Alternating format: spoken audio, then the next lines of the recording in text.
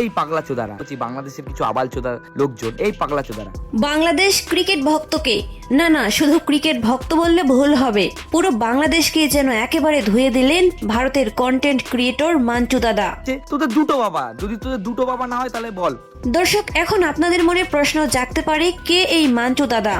দর্শক, ইনি একজন কন্টেন্ট ক্রিয়েটর, এপার বাংলা এবং ওপার বাংলার একজন বিখ্যাত কন্টেন্ট ক্রিয়েটর। তবে এখন হয়তো এপার বাংলার ভক্তদের মন থেকে উঠে গেছেন এই মাঞ্চু দাদা। মাথায় রাখবি, আমার নাম মাঞ্চু। দর্শক, কিছুদিন আগে শেষ হয়ে যাওয়া ভারত বিশ্বকাপে ভারত হেরেছে অস্ট্রেলিয়ার কাছে।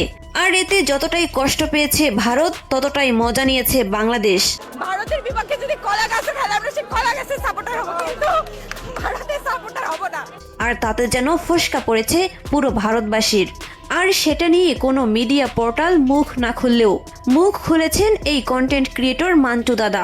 বাংলাদেশ মজা নিচ্ছে, তোদের লজ্জা নেই?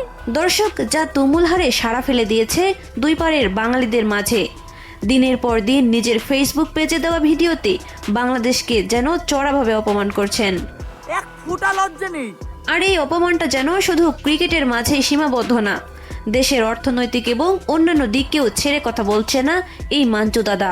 তোদের মুখে কথা কারা দিচ্ছে? আমরা দিচ্ছি। আমরা মেডিকেল থেকে শুরু করে যত যা আছি সবকিছু, তোদের বেলা ফোড়া উঠলে তোরা আবার আমাদের এখানে আসিস লেওড়ারা। দর্শক, একজন বাংলাদেশের নাগরিক হয়ে আপনার কাছে বিষয়টি কেমন লাগছে অবশ্যই কমেন্ট করে জানাতে ভুলবেন না। আর হ্যাঁ, আমাদের চ্যানেলে নতুন হয়ে থাকলে অবশ্যই সাবস্ক্রাইব করতে ভুলবেন না।